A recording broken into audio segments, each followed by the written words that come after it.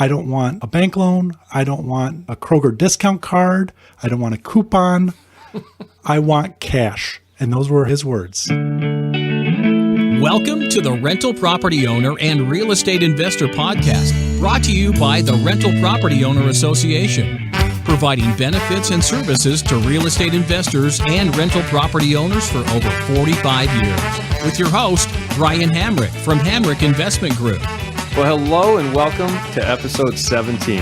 When we left you last week, I was talking to Ken Jenkins, a real estate investor who invests in multifamilies and has found two, actually really three if you count them up, phenomenal off-market deals.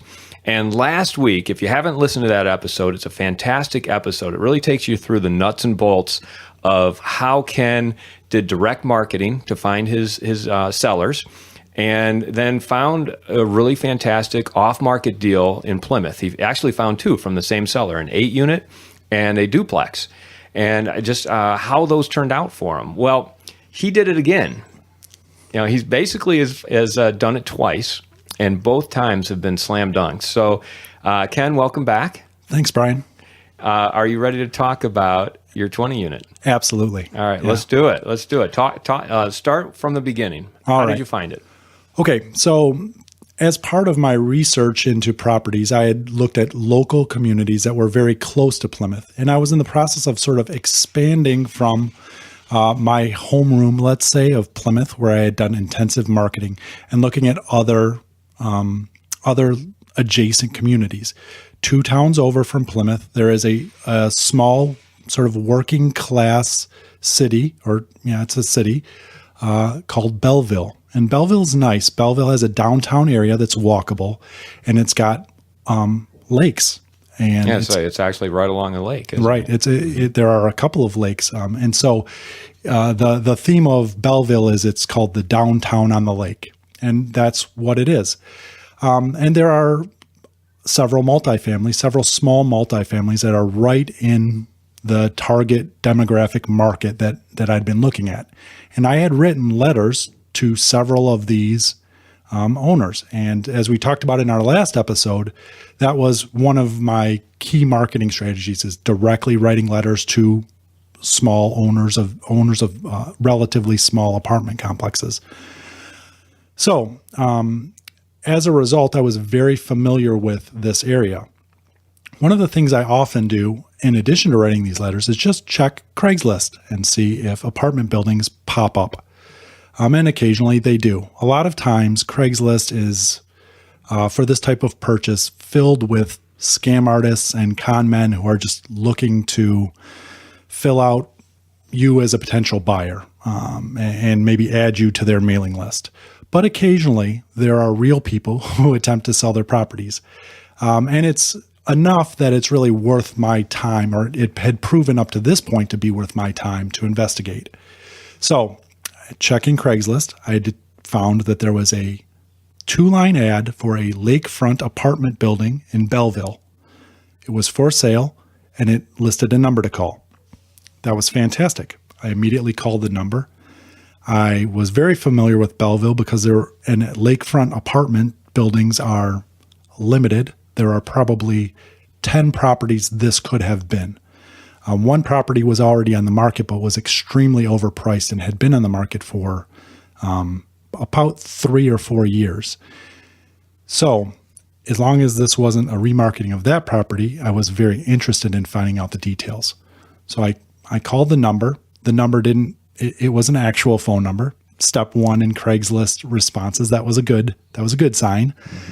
But it went to a voicemail, like a very old voice recording machine. You could just tell it was like maybe the old type of voice recording machines that used to have mini cassette where Groucho Marx would do the intro type recorders. Mm-hmm. And so I left the voicemail there. That's actually a very good sign.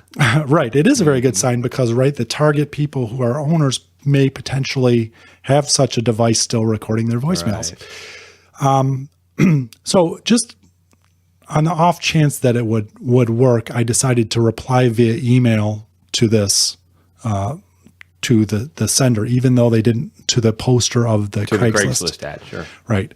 And I put in a couple of simple lines. I'm an investor. I'm not a broker. I'm not going to resell your property to anyone else. I'm not going to waste your time. Please don't waste my time.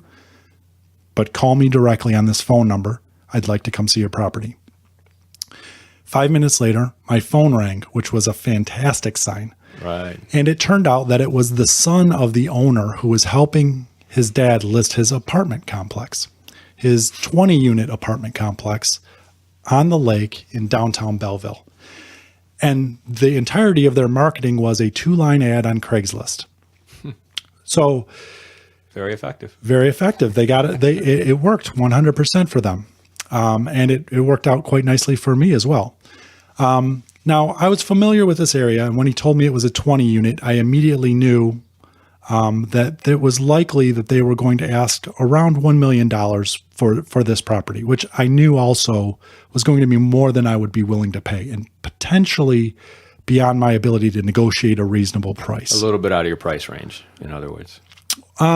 With bank financing, it wouldn't have been out of my price range. I think it just wouldn't have been the right financial situation to provide the returns that I want to see back. Okay. Right. Okay. So basically, at $50,000 a unit, and I know what the rents are in that area, I wasn't comfortable with. I knew I wouldn't be comfortable with that. So, but this was your thought process. That was my thought before process. you saw the property, before you talked to the owner. Yeah. Before So it's a good thing right. you didn't just give up on it right away. Right. Well, absolutely. And so I said, well, I left a message, but no one answered. And he said, well, my dad is out spreading compost on the farm, and he'll be back at sunset. And so I said, well, just out of curiosity, do you know what he wants to get out of the place? And he said, yes, he's looking for $750,000. I pretty much was jumping up and down and let out a silent scream, and I thanked him. And I decided that I would call the owner in the evening. And I had made a decision really at this point. If the property was even close, if people weren't cooking meth inside of the property, I was going to make an offer for it the next day. Absolutely, because someone was going to make an offer for this property. And so I put together three offers based on what I know about the market conditions in that area. And this is where it really benefited me, because I was able to, within about 10 hours, I was able to come up with a very reasonable offer that I was comfortable in making, a set of offers that I could present to the seller. And this is before you even talked to him or saw the property. Right. Mm-hmm. Well, I should preface that. Later in the evening, I called him and spoke with his wife, and his wife gave me the rent roll. Okay. And the rent roll was, as I suspected, below market. And that's okay. In this situation, that's fine as long as I'm confident about what the market rents are. That's not necessarily a big problem. Within reason, of course. Mm-hmm. Of course, you don't want to benefit someone who hasn't been doing the job of keeping the property up or isn't getting market rents. But the rents that they gave us, the rents that he was collecting, were within reason for a $750,000 asking price. Okay. Of course, I knew I would probably negotiate that lower, depending on the situation. So again, I wrote up 3 offers. I had my offer letter ready. I met with the seller the next day. The seller and his wife, they were charming old people, older folks who were selling because they thought they could no longer keep up with it. They had owned the property for 20 years, and they had owned a multifamily before that, which they sold when they purchased this one. And the older gentleman, Henry, I'll use his name. Well, we won't use his last name, but Henry was a great guy.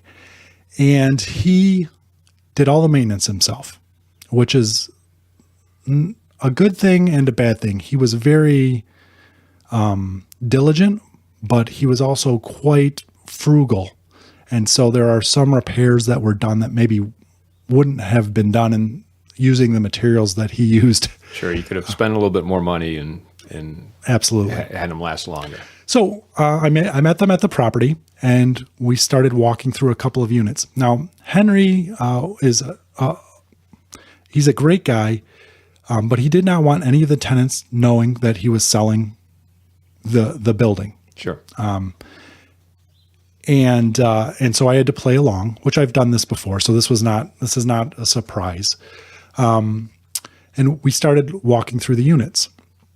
The units were all very well kept up in terms of the maintenance that he was doing. But they were outdated. Many of them were outdated. They had a wood paneled accent wall, which wouldn't allow you to get full market rent.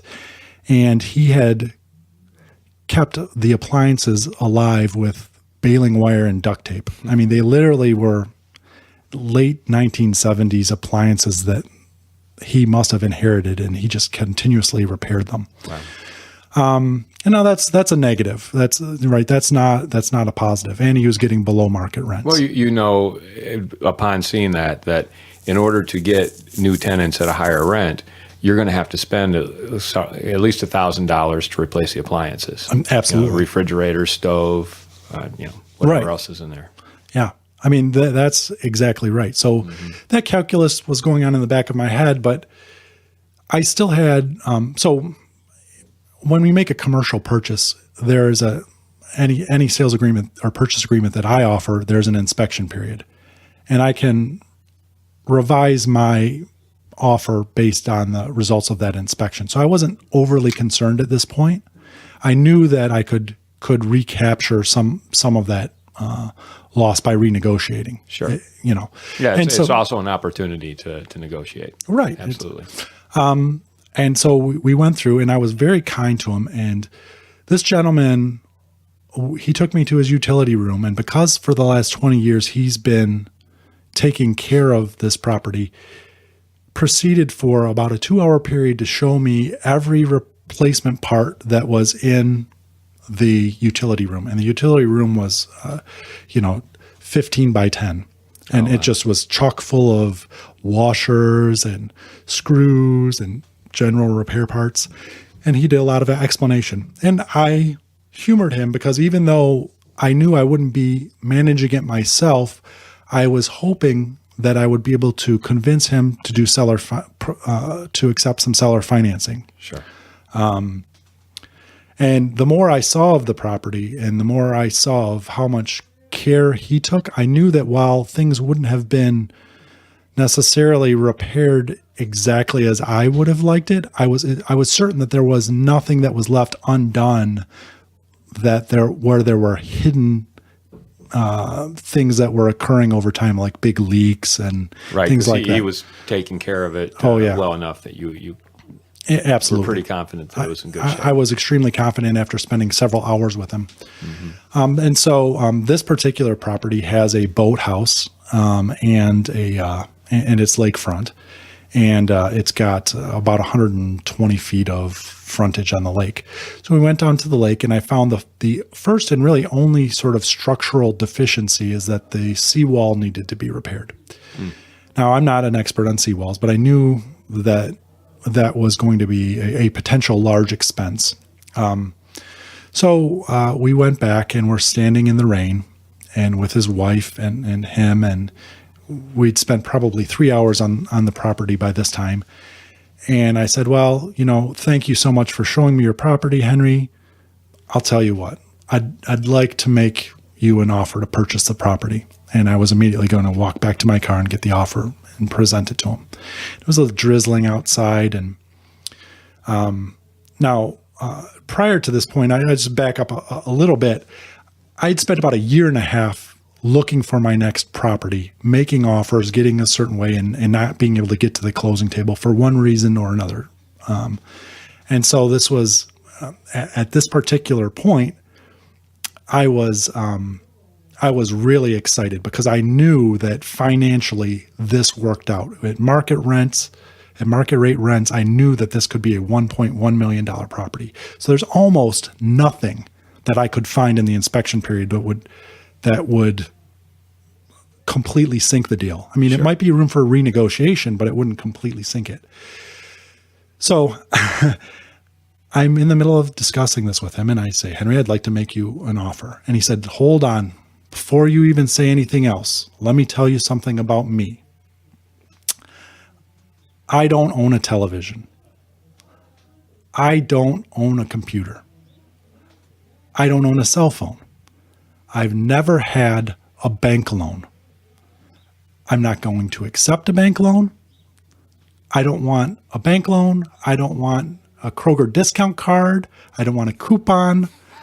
I want cash. And those were his words. He didn't want a Kroger discount card. He didn't want a coupon. He wanted cash. And at that point, my heart sank because I knew my capital situation was that I would not be able to come up with his asking price of $750,000 in cash. And at that point, had he already stated his asking price? He had, and he had made that clear, and it was as his son had indicated when I first spoke with him. So when he said, I want cash, you took that to mean he wants you to pay him $750,000 cash out of your pocket. Right. And standing there in the rain across from Henry and Gloria, I was pretty upset, to say the least. But I held it together and I told him, okay, I understand. My offers that I've got prepared for you don't include a cash offer. And I don't want to make you a cash offer right now because I don't want to insult you. Let me call you tomorrow. I'm going to have to go back and think about this, and I'll call you tomorrow. And with that, I thanked him. I shook his hand and I left. And as I was driving away, in my mind, I thought, I will call this guy when pigs fly. He just wasted 3 hours of my time. He will only accept cash, literally cash, right?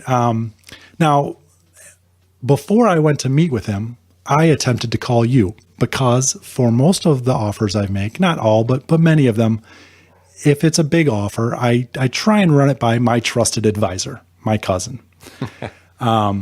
And a lot of times, you maybe we don't go over the offer itself, but I tell you about a property and I sort of tell you what's going on. And this was one of those cases. And so it turns out that the next day at lunch, you weren't able to speak with me, by the way, before I went to meet with Henry and Gloria. The next day before lunch, while I was actually in my car getting ready to leave for lunch, you returned my call and you said, what did you want to talk about? Right? Do you remember this call at all? Sort of. Right. You can remind me. Right. Okay. Yeah. I make a lot of calls like this to Brian for your listeners. So it's not unusual that he wouldn't remember this. And so I gave Brian the rundown. I gave you the rundown, right? I said the purchase price is $750,000. I think that it might need $40,000 or $50,000 worth of upgrades, all in. And I think that at market rents, this thing is worth $1.1 million. So I think there's a pretty big price spread. So maybe with closing costs and everything, I was thinking we would be in, if we gave him full price, we'd be in for about $800,000, which left a $300,000 margin. And it might take several years to get there, right? I mean, that different. But that's a lot of upside. Right. There's a lot of upside. So I said, the only problem is this guy wants cash. And I know that I could come up with $400,000 in cash. I might, on my tippy toes, I might be able to come up with $500,000 in cash. But I will never be able to negotiate him down from $750,000 to $500,000 so that I can even make the difference up. And in typical Brian fashion, the response I got back was, who cares? Make the offer. Make the offer. If he does not, if he wants cash, what he's really saying is that he wants to walk away from the table with money. You're not going to give him a wheelbarrow of actual cash. And I think that's the term you use. It's not like you're going to bring a wheelbarrow of cash. You are going to give him a cashier's check, which he will take to the bank. And as long as you can execute that is as good as cash. And where that money comes from, it doesn't matter. It can be a bank loan. It can be from anywhere. Right. Mm-hmm. And so I thought, and I thought back to previous experience, and I thought, man, I'm just going to take this advice. I don't, I don't think I don't think this is going to work, is what I was thinking in the back of my head. Well, because now I do remember this conversation, and I think in your head, because of the way that he had spoken to you and the way he put it, you felt as though he did not even want you to get a bank loan. Like, I don't want to deal with a bank, is what he said, which meant to you that you couldn't deal with a bank. But really, he didn't even need to know that you were dealing with the bank. And that's what even I didn't know. Mm-hmm. I didn't. And actually, and we'll probably get to this here in a few minutes. It's not easy to purchase an income property at this level without the seller's cooperation on bank financing. As a matter of fact, we'll probably talk about this, but I had to jump through a few hoops to make this work. You kind of had to keep. Well, yeah, we'll get to that in a moment. But okay. So I remember ending the conversation by saying, "Tie it up. Just tie this property up." Right. Which means make an offer, get them to sign the offer, and then figure out the money situation. Absolutely. And so later that evening, when he came in from his farm work, I spoke with him on the phone, and I said, "Henry, here's what I can offer you." And I'll, he said, "Listen, I need to tell you that I got 2 other offers today, and I'm expecting 1 more." And I said, "Okay, I'll make you an offer. Let me come to your house and speak with you and your wife." And he said, "Oh, not tonight. We can't do it tonight." And I said, "Okay, I'll come in the morning." So I wrote up a purchase agreement for $675,000, which was a 10% discount. And I went to his house the next day, and I met with him. And he said, "Before you present the offer, I'm gonna tell you the lowest offer that I got. I got higher offers, but the lowest offer I got was $625, and I'm not going to take that offer. That's ridiculous." And I said, "Okay." And at the time, I was thinking, "Boy, I wish I would have made fill this paperwork out for $650." But that was the lowest. He had higher offers. Right, but he had higher offers, and I said, "Well," and of course, I never saw evidence of these offers. But in dealing with Henry, I do believe he was telling me the truth here. I don't believe this was bluster. Mm-hmm. It was and is quite an honest man. And through the course, I spent a lot of hours with Henry and his wife to make this happen at their home. And I really do respect them quite a bit. I think a lot of people can learn from them. So I told Henry, this is the offer. It's $675,000, and I could just see Gloria shaking her head. And Henry said, we have a higher offer than that. And I said, "I understand, but let me tell you something right now. I'm sitting here in your dining room. Here's the deal. The price is $675.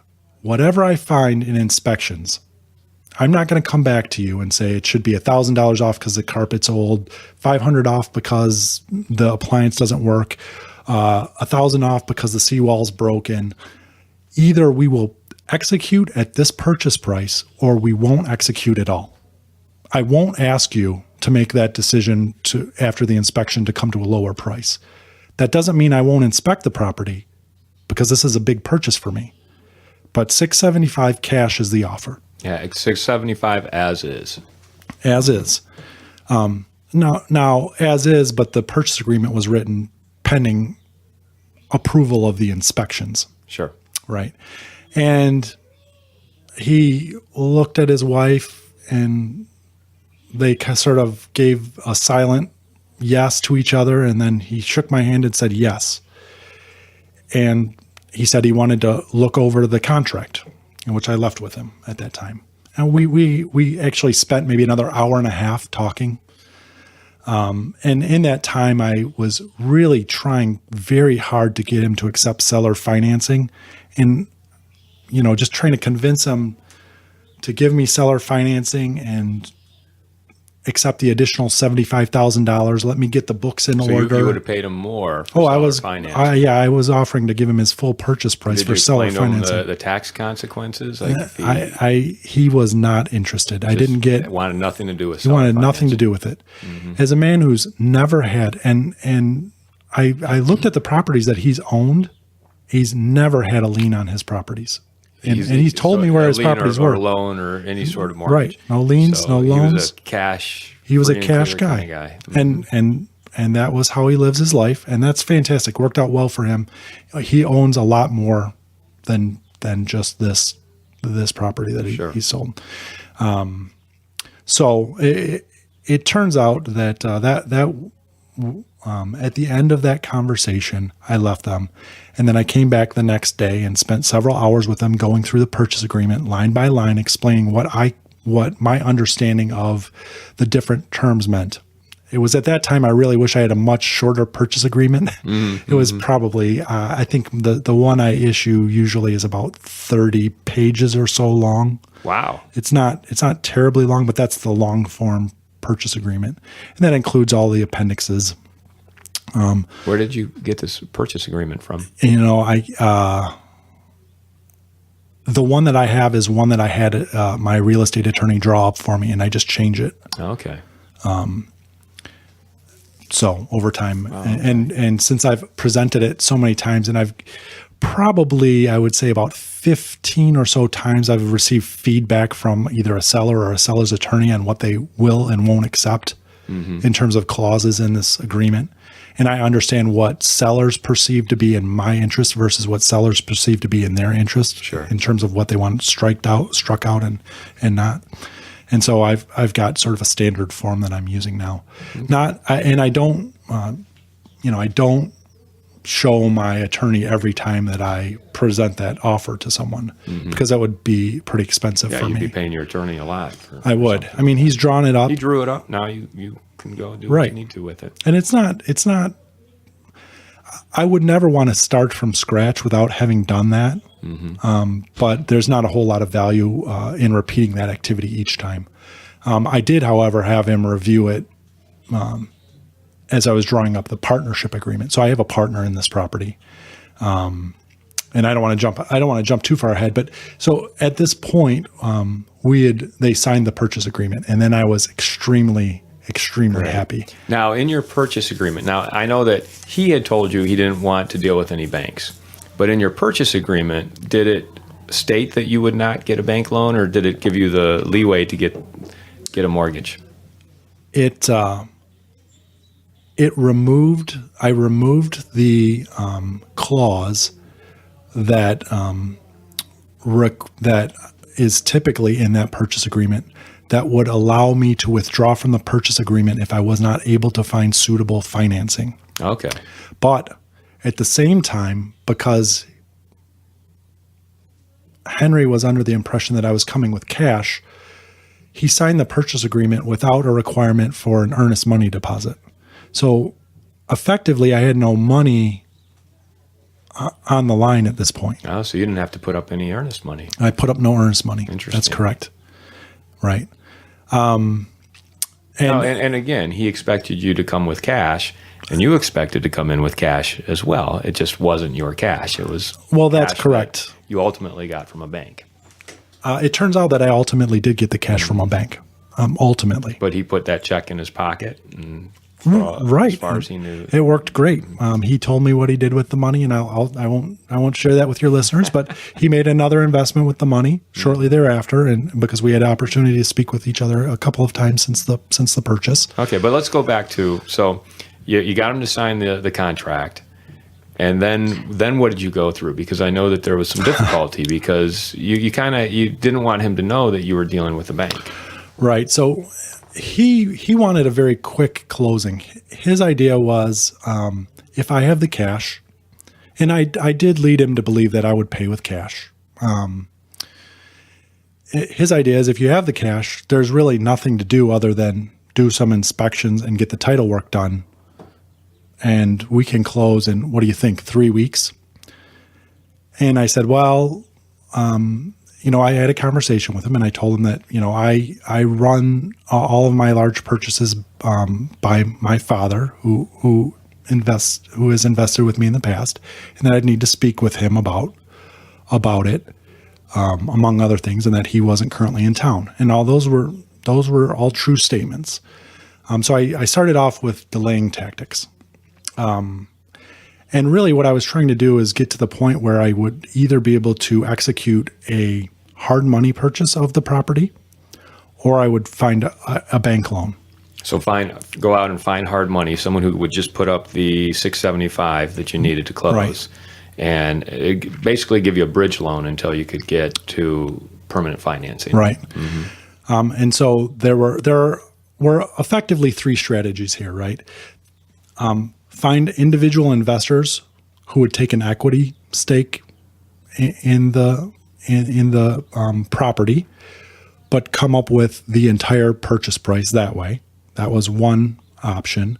And frankly, that was my preferred option. That's really what I wanted to do, with the idea that we would cash out refi, but I wouldn't be paying any of the origination fees of a hard money lender, right. And then the second idea was that I would use hard money, and I was fairly certain of the strategy of using hard money. The numbers worked out so that hard money would work. And by hard money, that means you would go to a hard money lender, someone who would charge you points. So they charge you a percentage of what they were lending you. Plus they would get anywhere from 12 to 15% interest on that money. Right. Yeah. And the hard money lenders that I spoke with were in that range. So it was something like a 3% origination fee. So just for them to make the loan, you were giving them 3% of the loan. So you'd have to come up in this case with about $20,000, or slightly more than $20,000 just to originate the loan. And that's that's a very expensive. Very expensive, but in this case warranted if that was your only choice. Absolutely. Because you're talking about adding $300,000 in value to the property. $20,000 is nothing compared to the upside potential. Right. So it would have been worth it to do that. But what did you end up doing? Well, so after about 2 weeks, came to the conclusion that I probably wasn't going to be able to bring the money together using one other investor and myself. So, as you know, I was trying not to run afoul of any syndication laws. So I was trying to keep it to myself and one other partner. Right, because you didn't have time to go through the syndication process. Correct. And even then, that there's no way that the seller wouldn't find out about that. So Sure. The whole time I'm really sort of walking on eggshells, trying to keep the deal alive, and not let give away the fact that in fact I don't have $675,000 in cash in my credit union account to give him. I mean, I don't know really many people who would have that, but at any rate.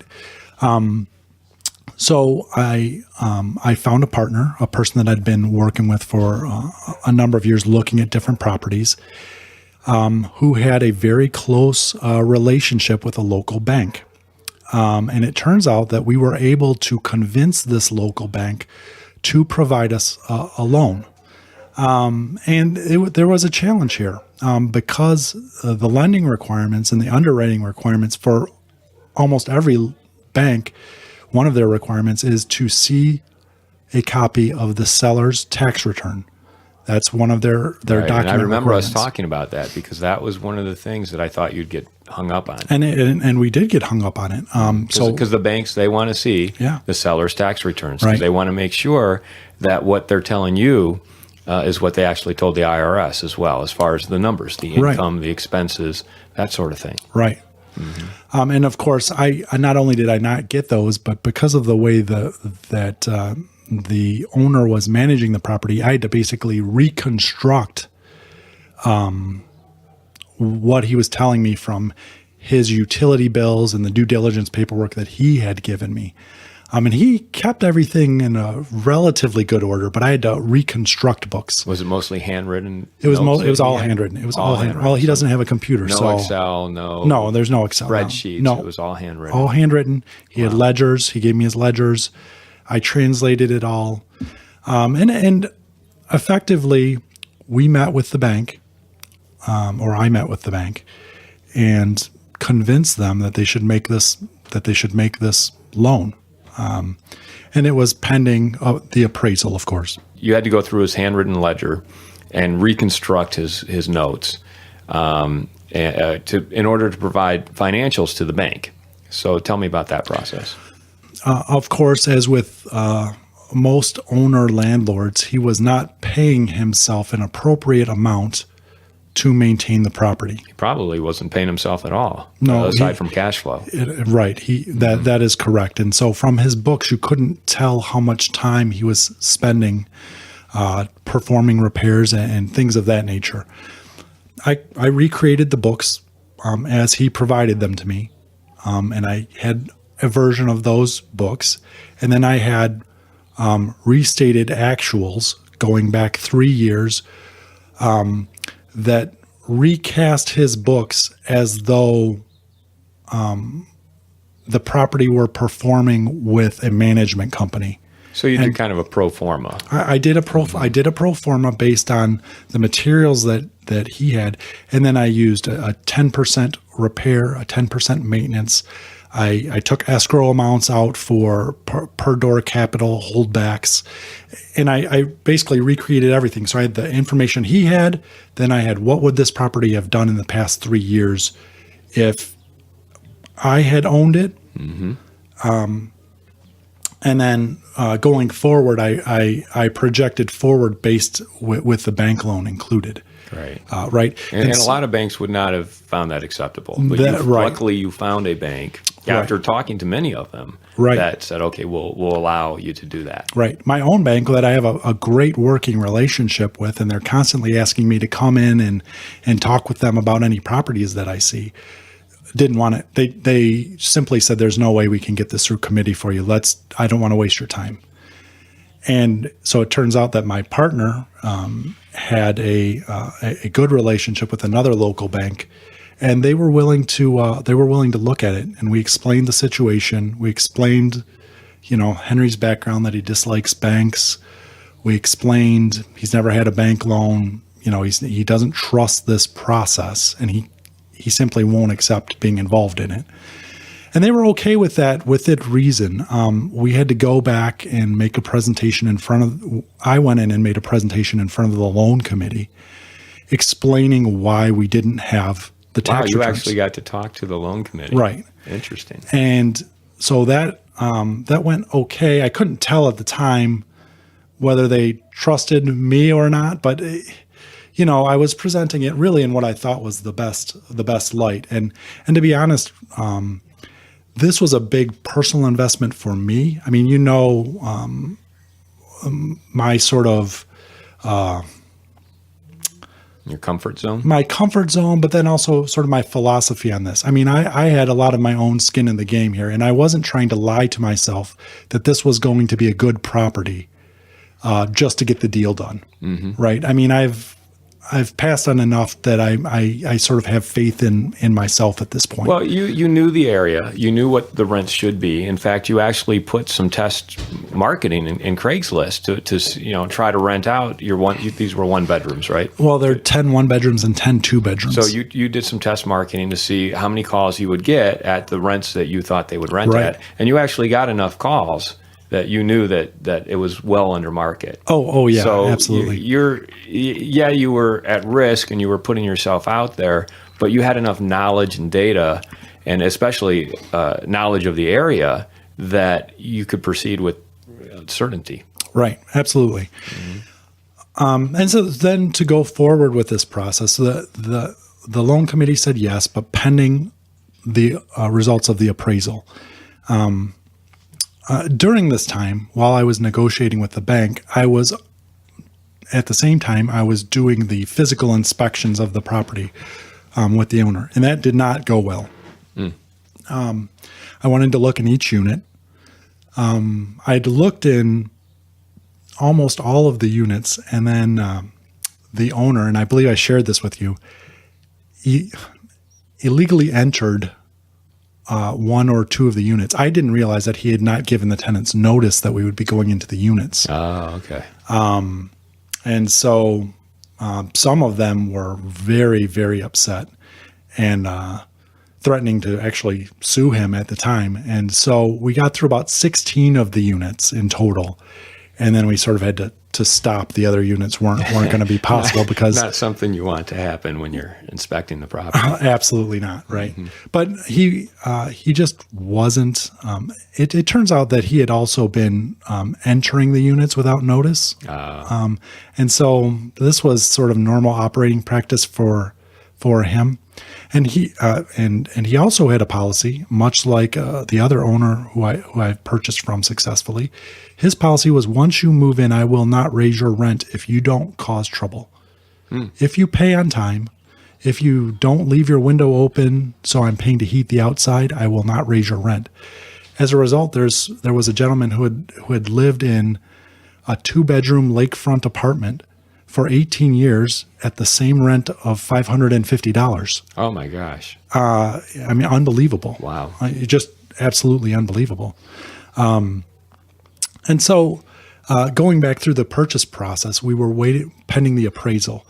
Now, this was actually the most challenging portion. It was really the most sort of skin of my teeth situation that we had. Everything was pretty easy. All the inspectors were supposed to work for me.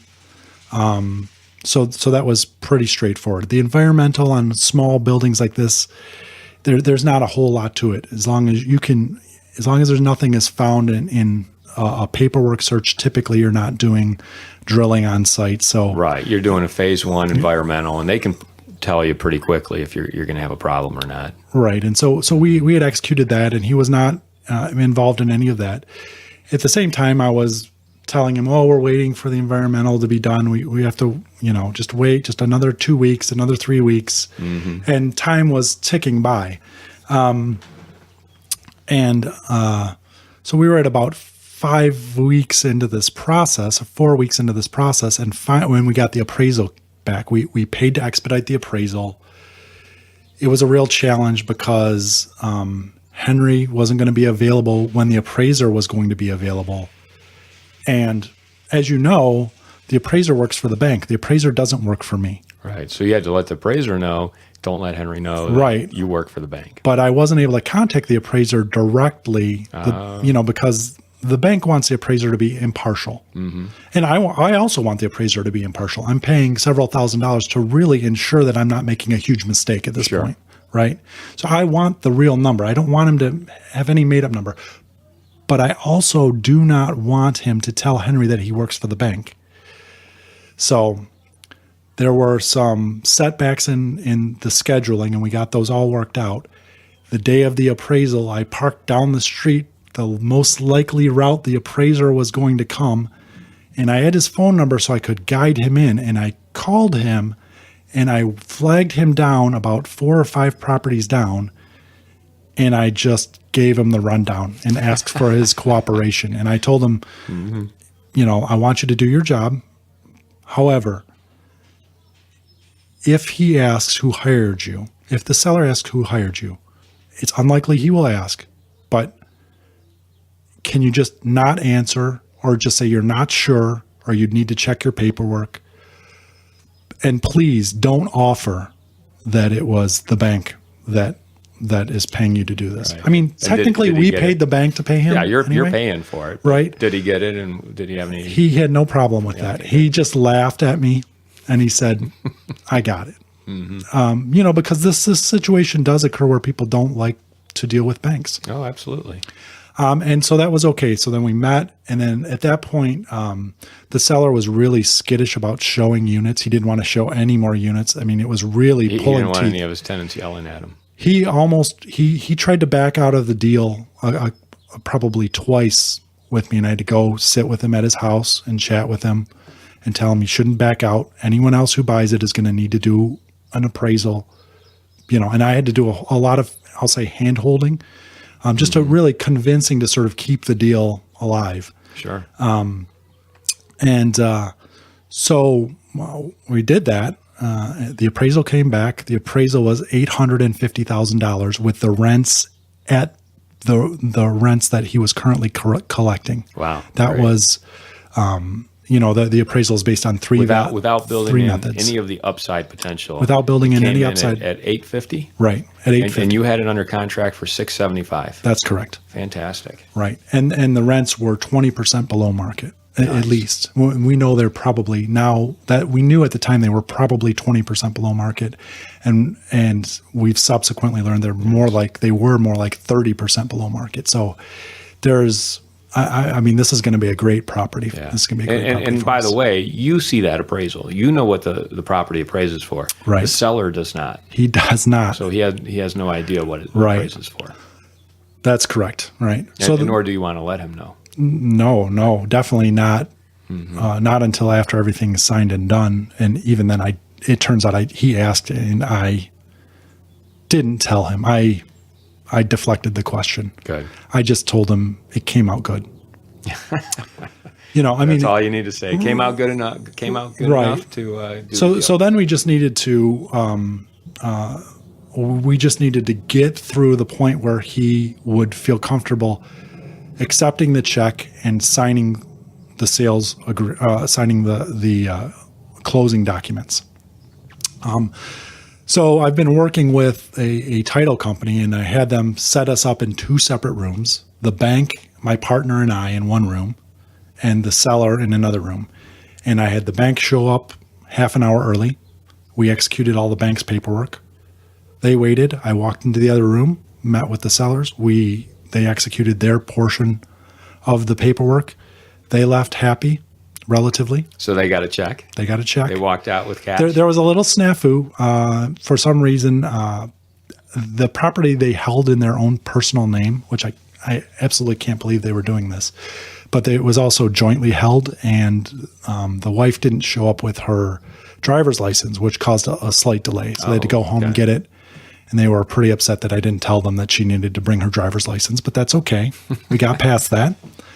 And then, we consummated the purchase. And then there was one other item that was left, and that was because the sellers had been managing it themselves. They had a lot of property, extra refrigerators, washers and dryers, large sliding glass doors, various items at their residence.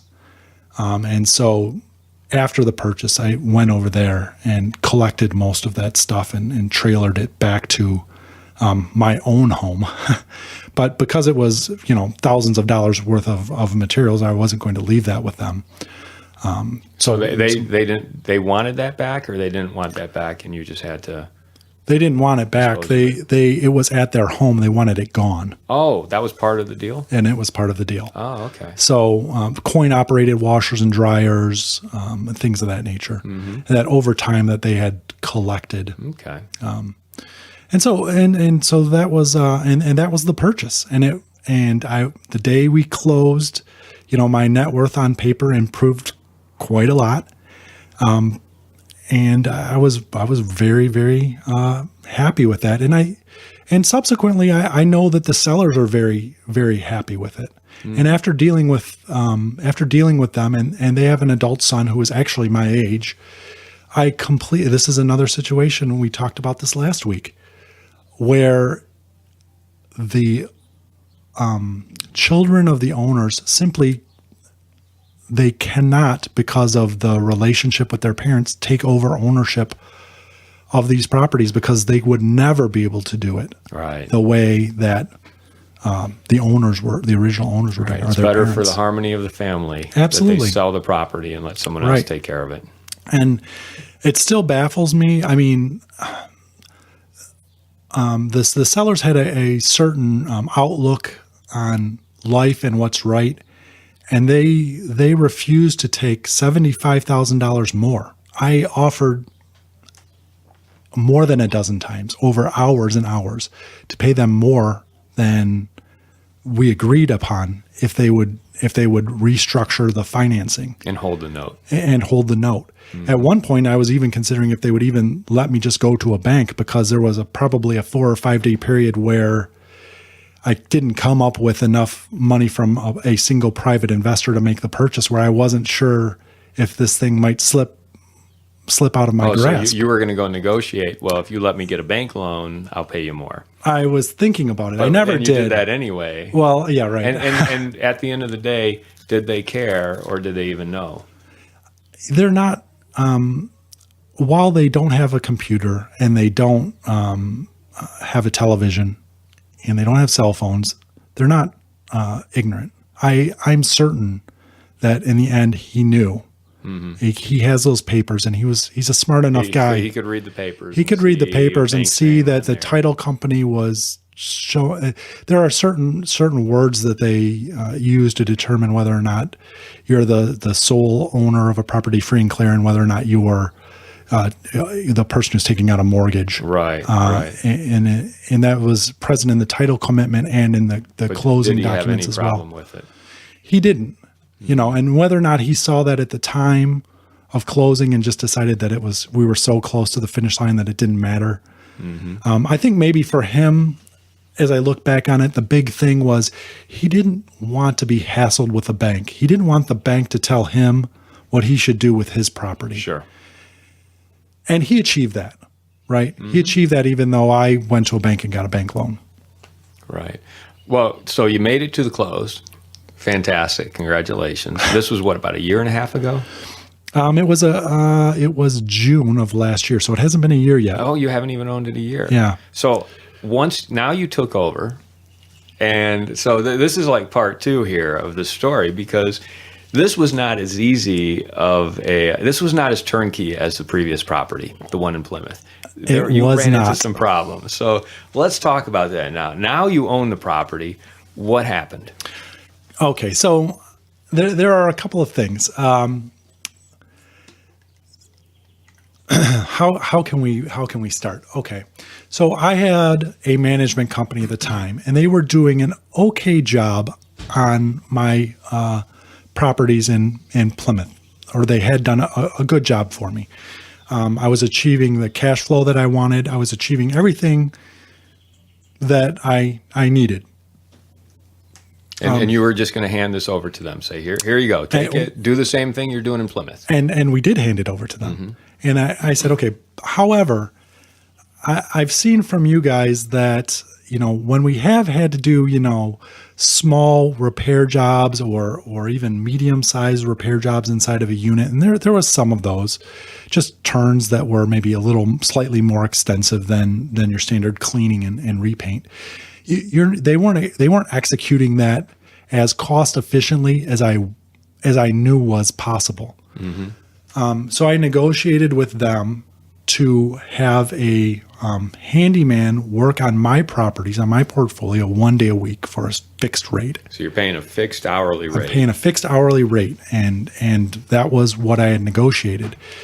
And that actually turned out to be, from my perspective, extremely cost effective. That worked great. That portion of it was fantastic. Now, it turns out that guy couldn't do some of the extensive turns that we really needed in this particular property, but that was okay too, because some of that stuff, calling in a painter, it's not a big deal whether you hire the guy or whether it's a painter. As a matter of fact, painters are typically more cost effective if you don't pay them according to the structure. We were hiring a handyman who had a higher skill level, who was able to, troubleshoot and root cause a lot of different problems. Right. And that was great. I was super satisfied with that. So the strategy was take all of the leases, simply, most of the tenants at that time, 17 of them were on month to month and 3 of them were on leases. And without exception, everyone was below market, whether they were on a 1-bedroom street front or whether they were a 2-bedroom lakefront, everybody was below market. So my plan was do an update to the exterior of the property. We were going to repaint the trim on the exterior, fix fix some landscaping, replace interior carpeting, and repaint interior walls in 2 interior hallways, a 2-story and a 3-story, and recap the stair treads. And there was a strategy to execute that. There's really, that amount of work doesn't take very long once you line up the contractors. We're really not talking about more than, say, on the outside 4 or 5 weeks. It shouldn't take that long. Now, when you're bringing in a new property, maybe it takes a little bit more time to hit the ground running. So I was expecting within the first 90 days that strategy would be executed. Then at that point, upon execution of that strategy, the plan was put everyone on leases, get them some minimum level of, maybe not right to market, but some minimum level increase, because many of these tenants hadn't had increases in years. And you couldn't rent these places. If you go down the street, there's a 2-bedroom down the street that's $1,000 a month. Wow. It's fully updated. And there's a 2-bedroom in my property, it's very similar, that's $550 a month. This should be a very easy strategy to execute. Unless you want to move away from the lakefront, you probably would accept paying $50 more a month. Absolutely, right? yeah. Probably. Mm-hmm. And then we wouldn't have to necessarily renovate that apartment at that time. You didn't want to go in. You didn't have the cash really to go in and just kick everyone out, upgrade it, and get it to where it needed to be. Right. You had a much longer term kind of like, let's keep the tenants there now and slowly rotate the tenants, slowly upgrade the units as they become available, and take our cash flow and put it back into the property. And that can be a 12-month to a 36-month process. Sure. And that was kind of your strategy. That's exactly what it is. And as you know, because you have properties yourself, it's not unusual to have 10, 15% turnover in a given year in a property about this size. So we were expecting people were going to leave anyway, naturally, and that might be accelerated a little bit.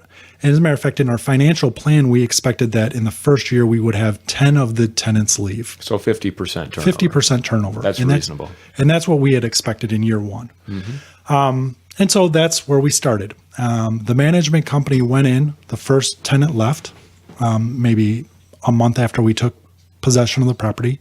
And the tenants were really sort of all thinking their rents were going to get raised really super high, even though that's not a reasonable, that tenant base could never pay $1,000 a month.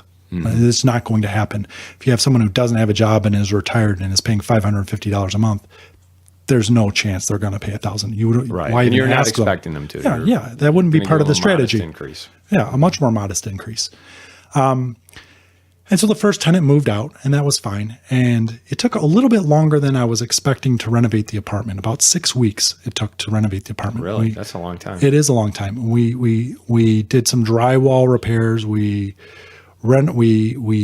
did some replacement of really all of the fixtures and finishes. We decided on what the strategy was going to be. We purchased the material. We commonized all the lighting. We commonized the door handles. We commonized the knobs. We modernized it. But it took too long. I mean, we only spent about $5,000 in total. That's not 6 weeks worth of work. No, but you're right.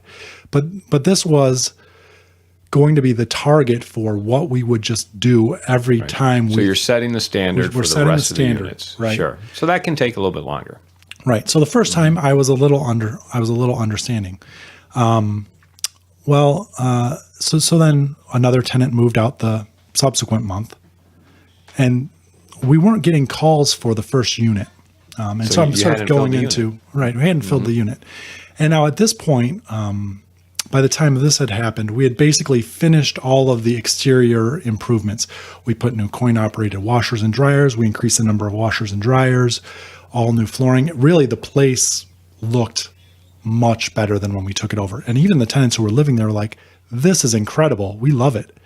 Except for the ones who didn't want, knew that eventually you're always going to have the tenants who are like, oh, they're just going to raise our rents. Right. This is no good. A lot of tenants don't like change. Right. They don't like change. And you can understand you're not in control of the place you live. That's a completely human, understandable thing, right? Everyone wants to be in control of the place they live, or to some extent, or at least have the illusion that they're in control of that place. Yes.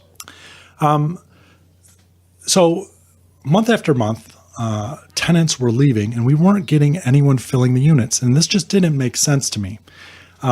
Even in Plymouth, it's super easy to fill a unit. You put a sign out front, and there's 20 people who want to live in one place. So it's pretty easy to find qualified renters.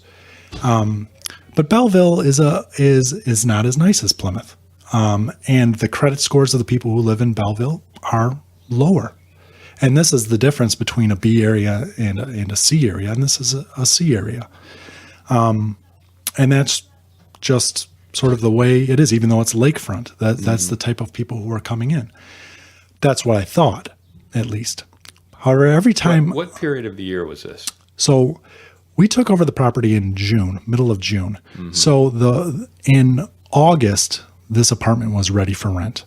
And so it didn't rent in August. Didn't rent in August. It didn't rent in September. That's a prime time to rent. Right. Too. And then 2 more units became vacant in August. Two more vacant units became vacant. And so in August, I said, okay, here's the strategy. Get this one rented, and then let's turn these other 2 units more quickly than we turned this unit and get them out the door and back on the market before school starts, effectively. Because if things slow down before school starts, and then they really slow down after Thanksgiving. Yeah, September, October, November through December and January, they get tougher and tougher to rent. They are tough. Sure. They're really tough. Especially in Michigan, where you're going into the winter. So we had 3 vacancies at this point, and I began to get very suspicious. And I have and so I had someone call and pretend to be a renter to see what their response was, because I kept talking with my management company, and I had a several-year relationship with them by this point. And so I had someone pretend to be a renter and call. And they called 5 times, and they got 0 calls back. Oh. So we were receiving calls, obviously, or they were receiving calls and not responding to them. Now this really meshed in my head that, okay, this makes sense. When we had 3 vacant units and we couldn't get a renter, I was starting to get concerned that maybe I had made a mistake. All right, maybe it was the property. Maybe it's the location. Maybe this is not what I thought, and I began to get extremely nervous about my projections. I had a partner at the time. Obviously, I don't want to let my partner down. I have a lot of my own money into this. It needs to work, is the bottom line. And so I actually felt better when they didn't call back. Because now you know what the problem is, and it's something that can be fixed. And at this time, because the maintenance man was there 1 day a week, I was on the site with the maintenance man, helping make decisions on occasion if he needed guidance on something. So it was very typical that I was visiting the property while the maintenance man was there, and maybe a couple of other times during the week, just because I was curious how tenants were behaving on the weekends and things of that nature. Let me just say, to summarize, I was involved in the property, right?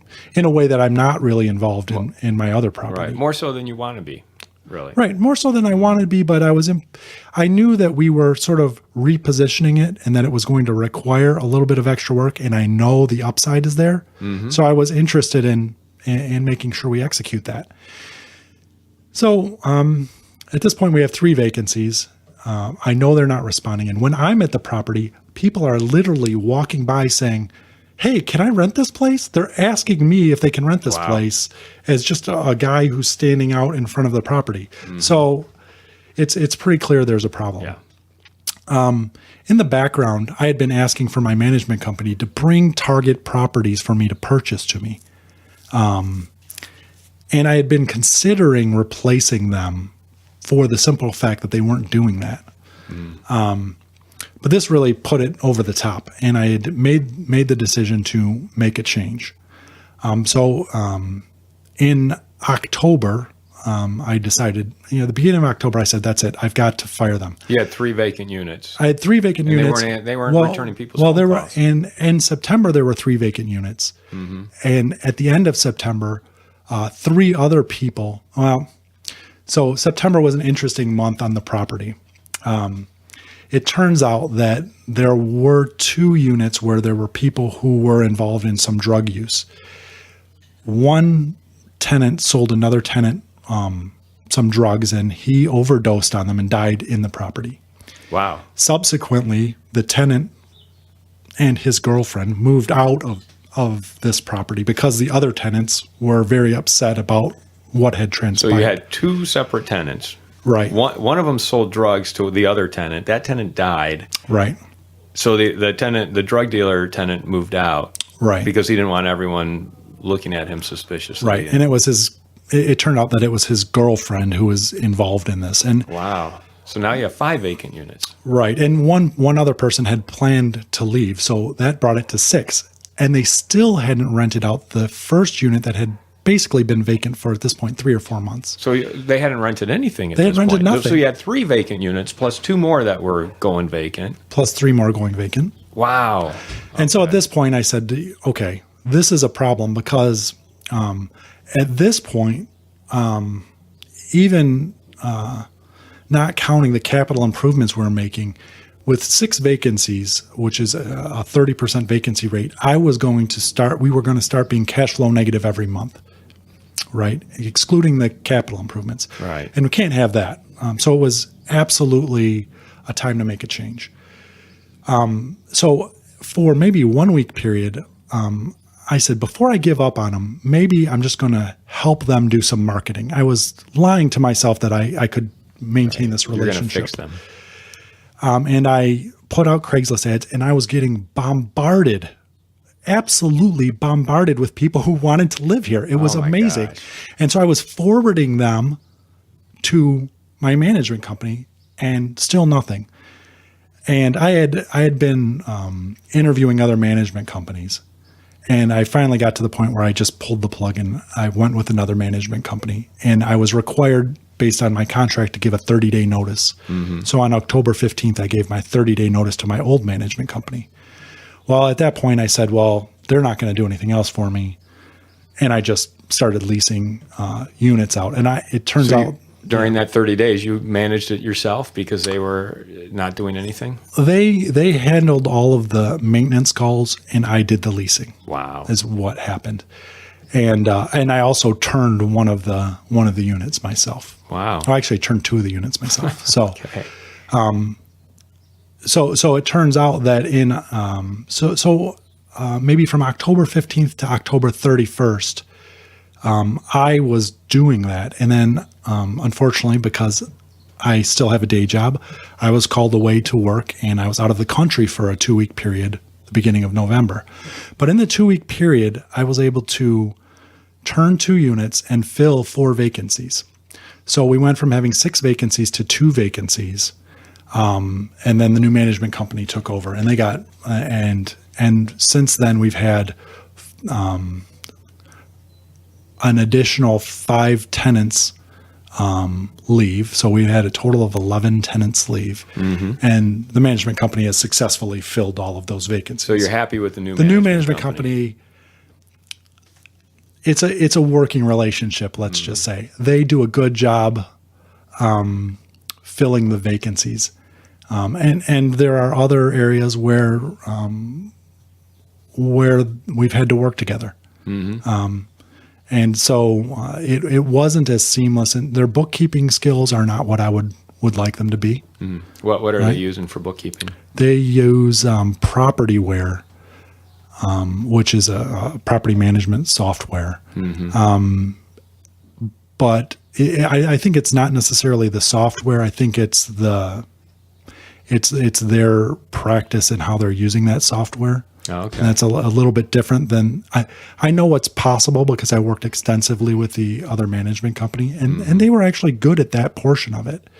But if you can't lease out a unit, you can't be a property management company. Right. Right. Yeah, that's pretty bad. Well, it's pretty awful that your previous company couldn't lease out these units when you had so many calls just to you. Right. That really says something right there. It's pretty awful that they were not able to fill your units, the previous management company, when you knew that there was a huge demand.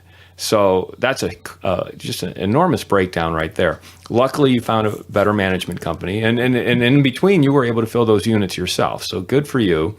How are the units doing now? The ones that you've turned, and you've turned 11 of them. What's the difference in rents that you were getting before and that you're getting now? On average, we're at about 20% higher rent right now, and that was renting through. So for the ones that we've turned, right, and we've finally, now that we've sort of gotten through that backlog, we're finally getting everyone on a lease. So the remaining 9 tenants were on month to month to this point. Really? And so we've offered all of them leases. We expect by May 1st that they're going to all accept their leases. Yeah, and if you're bumping them up $50 a month, that's still a good 10 to 12% increase right there. Right. And not each of those tenants that remain probably won't get that much of a bump, but they'll be close. At this point, we definitely know. So we were able to achieve this 20% increase on the units that did become vacant in the dead of winter. Mm-hmm. The last person who moved in February. So, okay. No one's moved in March. Yeah, and you're going into. I mean, it's we're going into the May, peak, right? March, right. April. It's April right now, right? So you're going into the peak months. So right. Yeah. So we're anticipating that if anyone does decide to vacate for whatever reason, that we'll get much better rent. So I'm extremely. There were some challenges. And really, the challenge becomes a cash flow challenge, really.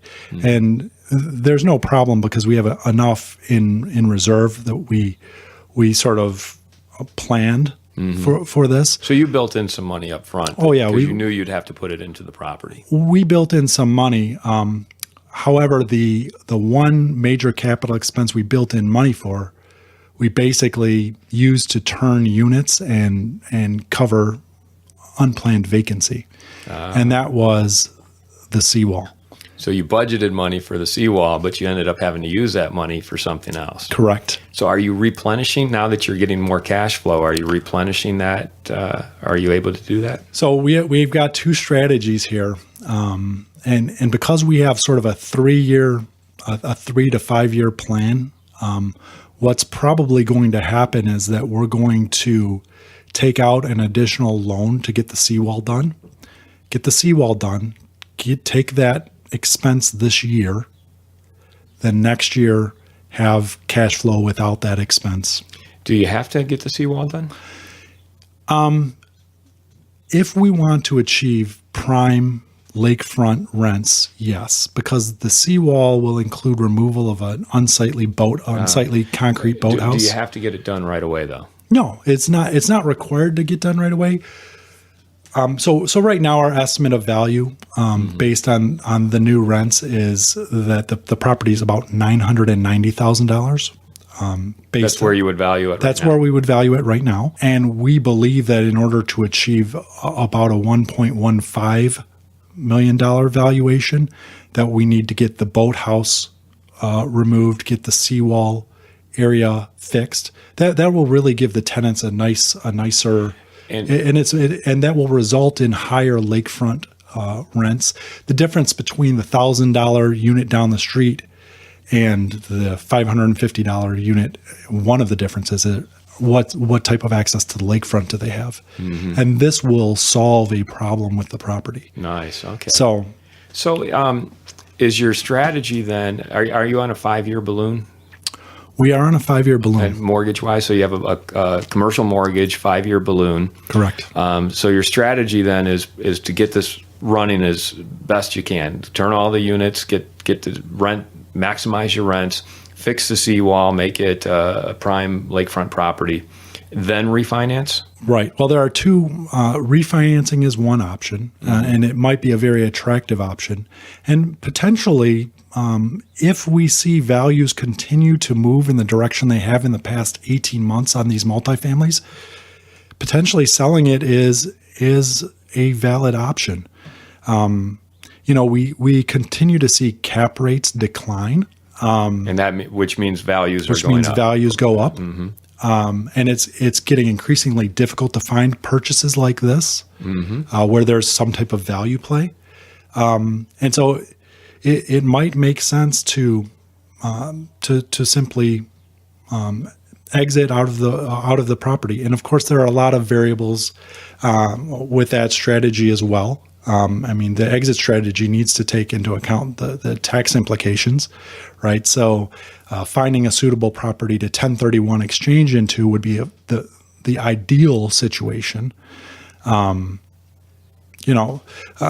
But at a minimum, what we anticipate we'll do is we would cash out refi to get out our initial investment, but not necessarily take more cash out.